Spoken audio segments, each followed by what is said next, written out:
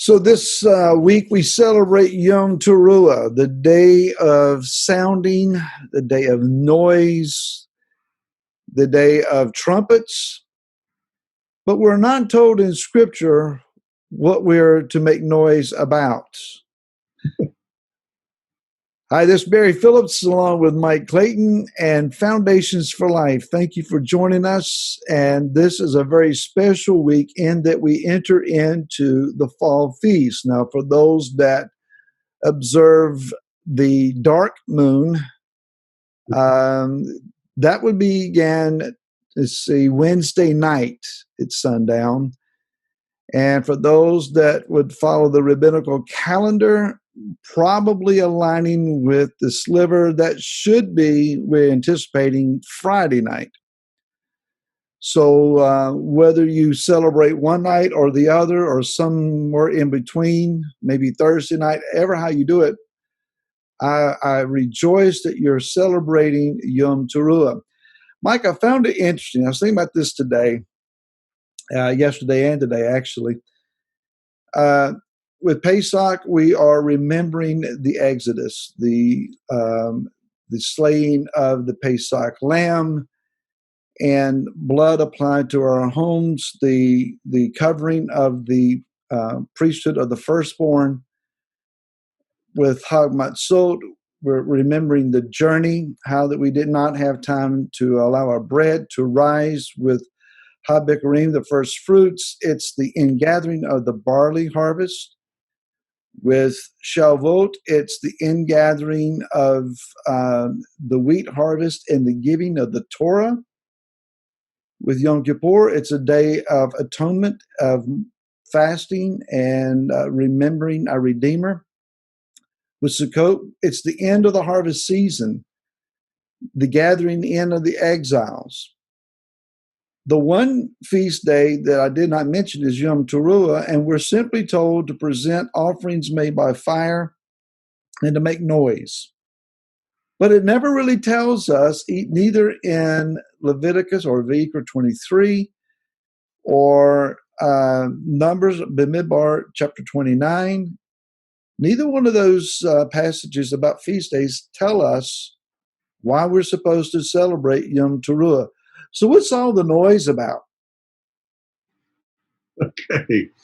And you're going to throw that one to me, huh? What's all the noise about? Yeah. The noise is here's what the noise is. That which was promised at Pesach is coming to the manifestation before us, that the one who has been in the field, which has been the Father, is now going to be revealed to us as our King, that the kingdom is coming. That should be something to make noise about. And the sounding of the shofars, the wonderful noise, that to call the shofar noise is maybe I should back up and use a different word, but the shofar is about the voice. You know, we've talked about this so many times in the past, Barry, of anyone, how many people have said, there was something that happened to me when I heard the sounding of the shofar. It was something that awakened in me. Yes. What was that? It was the voice of Yah saying, my kingdom is approaching, and I'm calling you to be a part of it. And for that, we should be making a lot of noise. Agreed. So as we are announcing noise with the blasting of the shofarot, plural for shofar, I remember hearing last week, I believe it was, Rabbi Glick, Rabbi Yehuda Glick, he was up on the Temple Mount doing a video, and he was urging people to offer support to a petition to allow them to blow the shofar up on the Temple Mount on this feast day. But he said something I found interesting. I knew that the shofar was the voice of Elohim.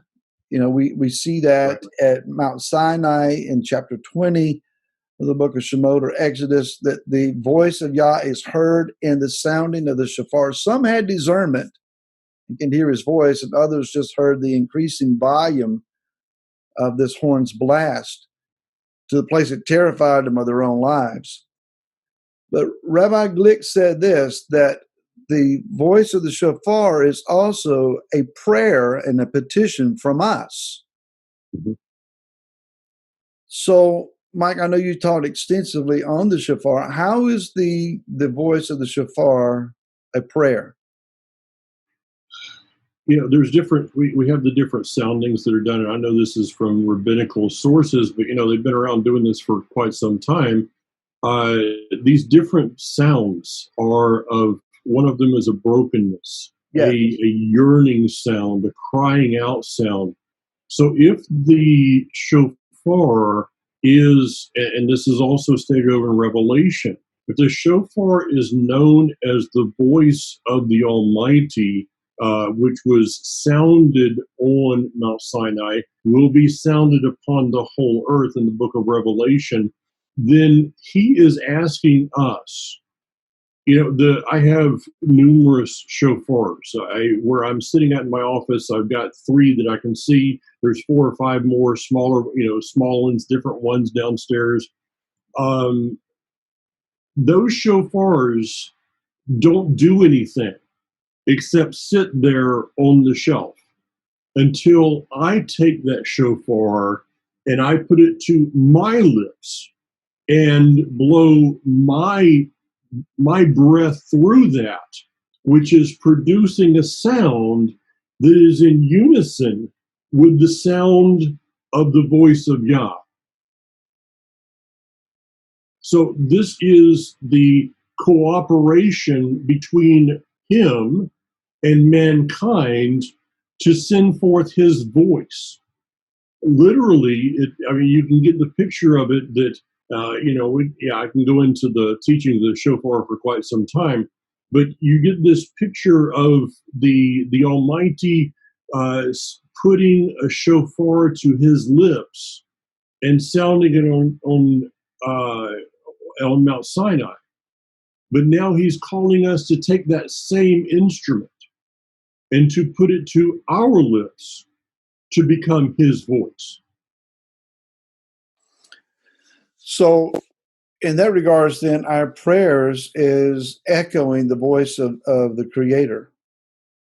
In other words, we are praying. Should be. We're praying what he prays. We're agreeing with him. So as we heard the voice of the shofar, we're sounding it back to him. Yeah, if you ask anything in my name, I will do it. You ask what is in accordance with my will, and so our prayers, when our prayers begin to sound unto his ears, when he hears the same words from our mouth that came from his mouth, then the 2 realms are united as one. Okay. And it becomes his voice going forward. And this is not some kind of mysterious hokey pokey thing. This is, this is, how do we make a noise today? How are we afraid to make a noise today? Right now we have the infamous signing. Yeah, I'm going to go here. I'm going to drag you in with me.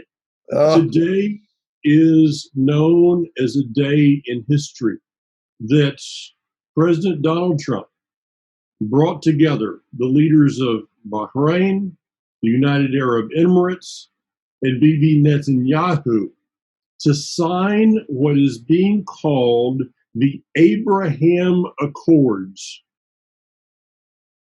Now, this may upset some people. I'm prepared for that.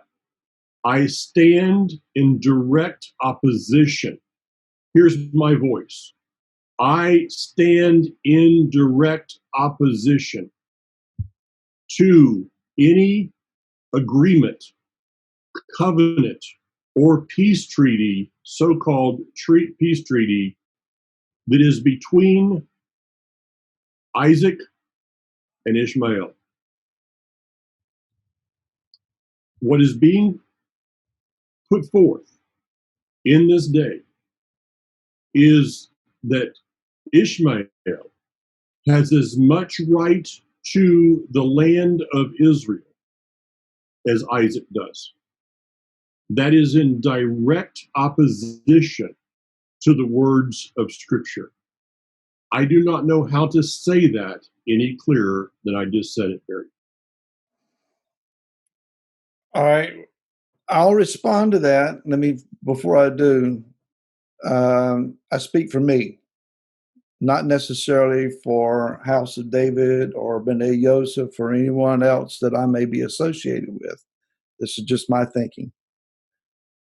The issue that I have, well, I understand what's being reported. What's being reported is that the Palestinians, as they are called, they're Arabs, have refused to negotiate or come to the table with any sincerity, that they only want to negotiate. So funding has been cut off to them. And peace accords have been sought with other Arab neighbors that basically the Palestinian Arab allies are being brought to a place of signing documents, trading or exchanging ambassadors and embassies, etc. On paper and in man's thinking, I get what's being done. I understand that mindset. It's a political mindset. It is the policies and the politics of man. I don't know that there's kind of like the Tower of Babel. You could make that connection. I see where you would go there. I would see where Mike Clayton would go there real quick. It's the politics of man. I doubt that there's an individual anywhere in any of their administrations is thinking in terms of Yitzhak and Ishmael. That probably is way over their head. Yeah, because I mean, Kushner is on record as saying that the problem is that we have too many Israelis living in the so-called West Bank. Well, yeah, there was a article 2 days ago, I think it was, on watch.org, which is Koenig's World Watch site. A lot of interesting Israeli news there. Again, that's watch.org. And Kushner was quoted as saying, if we didn't do something, the Israelis were going to gobble up all of the land. I don't know that gobble up is his terms. That's mine. But Virginia put in there. So they had to do something lest there not be any land left to negotiate with. Here again, and I'm speaking for me, for no one else. The issue comes down to Israel is forbidden by Yah to trade away, negotiate away, or in any way make a deal over the land. That land belongs to them by covenant, by the Abrahamic covenant. So any legitimate Abraham or Abrahamic accords would, in order for it to be legitimate, would have to include the giving of all that land to Israel, not negotiating any of it away. Now, I read this morning that any annexation or sovereignty issues are put on hold at least through 2024.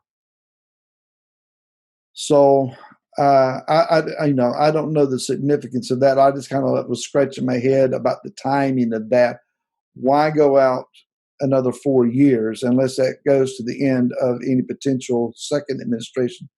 Well, it gets us to the end of a possible Trump administration. Also gets us to the end of any idea that, unless Netanyahu is going to be like Methuselah in the Knesset, which he's trying to be. It gets us to the end of that too. So it's basically kicking the can down the road. This can has been kicked going back to all the way to 1947 this can, well, actually going back to the days of Abraham, okay, this can has been kicked. Yeah. There's a time that you come to the end of the alley and you can't kick the can anymore because you're kicking it up against a wall. I just, it is interesting. I mean, you mentioned Bill Koenig, who I know. I spent time in Israel in the vineyards with Bill and his wife. Me and Bill were picking grapes for 2 days straight together and talking. I know John McTiernan, who wrote the book that God's Final Warning to America, that Bill ended up taking that and running with it. And so go back to Katrina. Yeah. Okay. Go back to these different places, these things that have happened in the United States. And now we have a hurricane coming into New Orleans again, of all places. That the name of that hurricane is Sally. Sally in Hebrew, has numerous meanings depending on which way you go with it, but it basically means this. Let me pull up the direct. Brace for, or no, excuse me, it means, can be translated as a sudden rush forward, a leap, or a breakthrough. Now, let me bring a scripture in on this one. When people are saying peace and safety, everything is so peaceful and secure, then destruction will suddenly come upon them the way labor pains come upon a pregnant woman, and there is no way they will escape. So are you saying that that word is in that verse, or is that just a descriptive of what you're describing? It's a descriptive.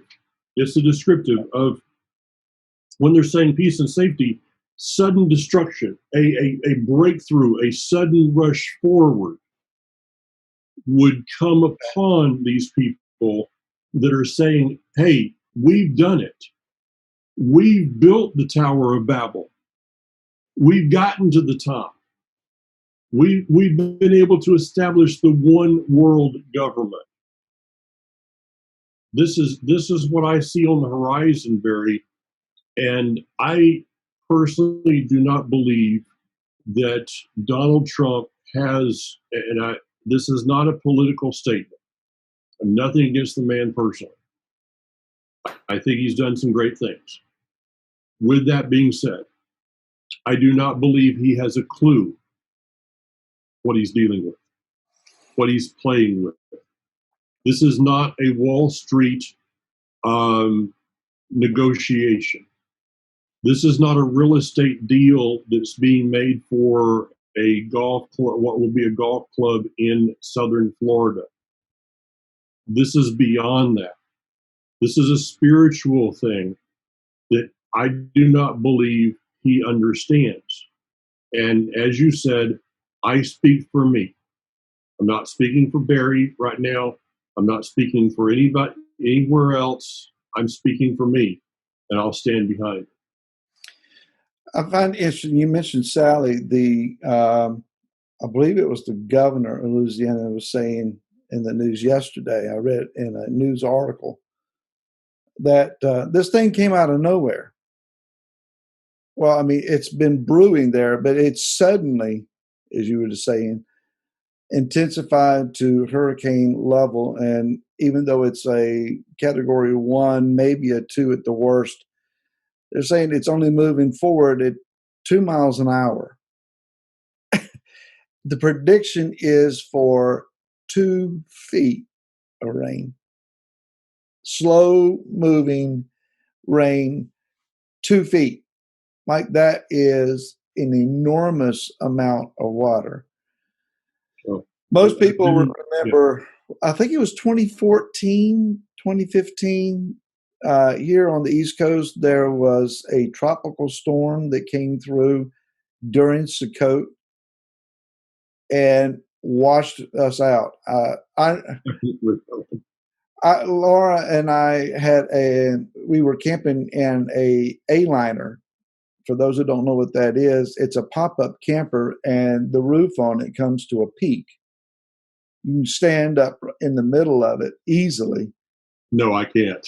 Yes, you can. Yes, you can. Even someone at your height can.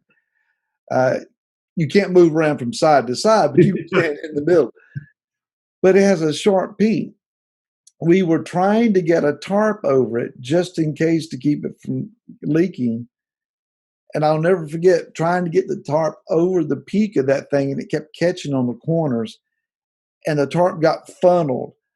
I had an amazing stream of water hitting me right in my face.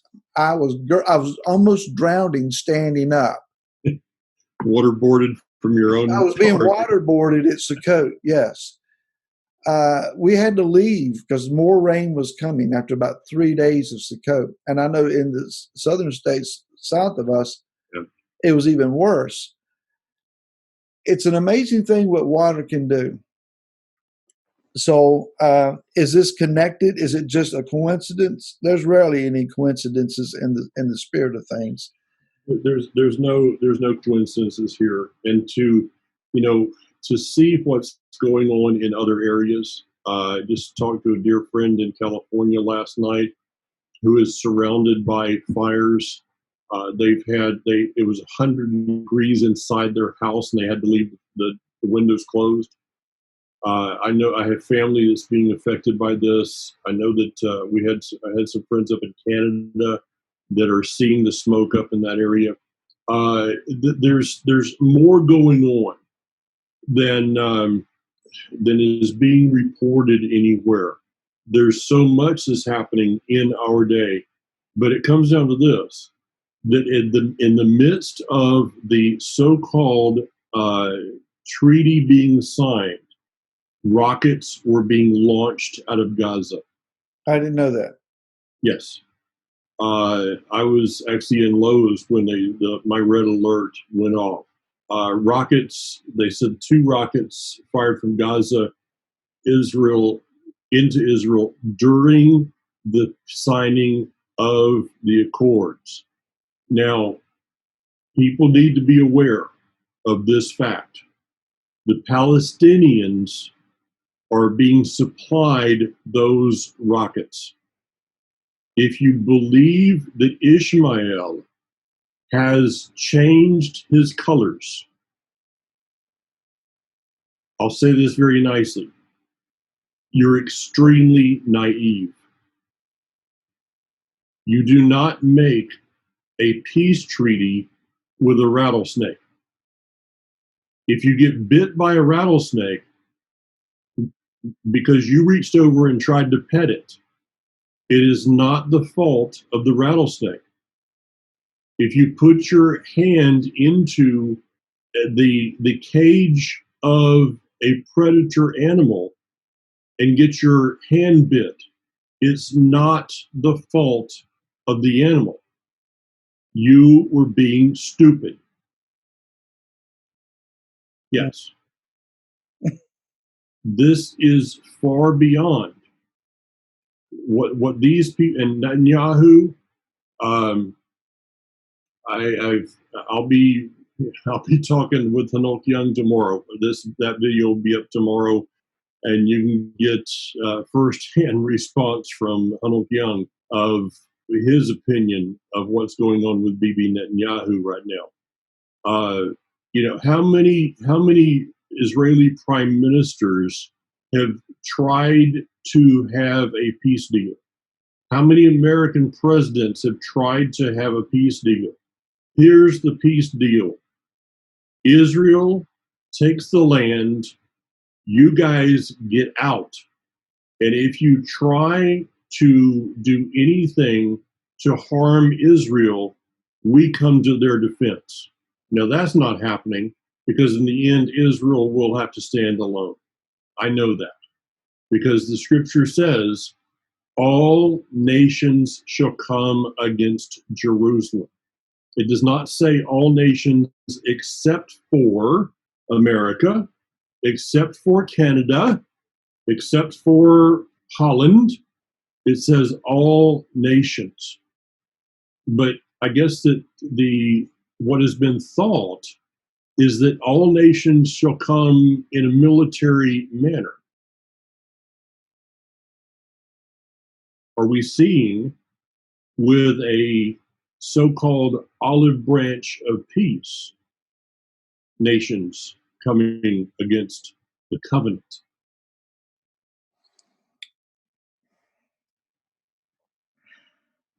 Well, it certainly causes your mind to start turning in a variety of directions and circles. Again, I can see where man thinks he's doing a wise thing. At the same time, I'm also recognizing that Yah orchestrates the maneuvers and the mindsets of world leaders to produce his kingdom will and appearance. Yes. These things have been prophesied. So, a couple things should be encouraging to us. Number one, knowing that these things have been prophesied and knowing that they will come to pass, we're living in the days where prophecy then is being fulfilled. No other American president really has succeeded at this level unless you would compare it to the peace accord between Israel and Egypt, which is held in place for the most part. There have been some moments, but by and large, except for the fact that Egypt has been supplying the Palestinians with rockets. So that's the dirty side of what they call peace. And maybe that's what we should be understanding, is that with the declaration of peace, there is a dirty side to it.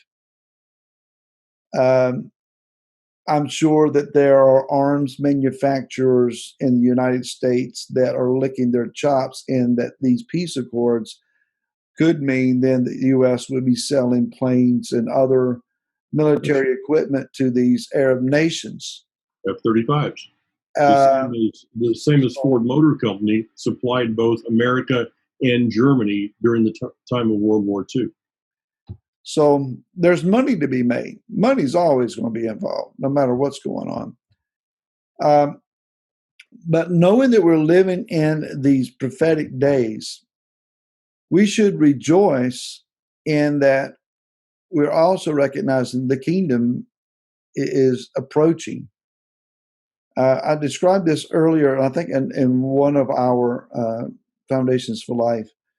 That as the kingdom approaches the earth, that the earth is going to begin to shake under the power and the appearance of that kingdom, to where Hebrews 12, is it chapter 12, begins to be fulfilled, where everything that can be shaken is going to be shaken. So only the unshakable may remain. When it's all shook out, when it's all said and done, Mike, Israel's going to be standing. Israel's going to be refined. Israel's going to be identified in its completeness. And Israel's going to be receiving their king. In order for all of those things and other things to take place, the leadership of this earth are going to maneuver, they're going to wheel, they're going to deal. And Psalms 2 says, in reality, what they're doing is they're plotting against the Most High. Yeah. And they're trying to throw off his bands of authority. It is a Tower of Babel mindset that says, we know better, we know what we're going to do. You're not going to flood us to death again. And we will establish our own means. It's amazing how wise man thinks himself to be in these days. We're wise enough that we have done the transgender, no gender, genderless society. Pedophilia now is an acceptable life style. On and on the things go that are perverted. Political maneuverings, financial maneuverings, military maneuverings, and we got the elections coming up. If there's ever a time that the people of Yah need to be sounding their voice and making a racket, Yes. it's this Yom Teruah. Normally at House of David, we're blowing the shofars at least 100 times. I read a rabbinical statement many years ago that says that if you fail to sound the shofar 100 times on Yom Teruah, you fail to put Hasatan to flight for the year.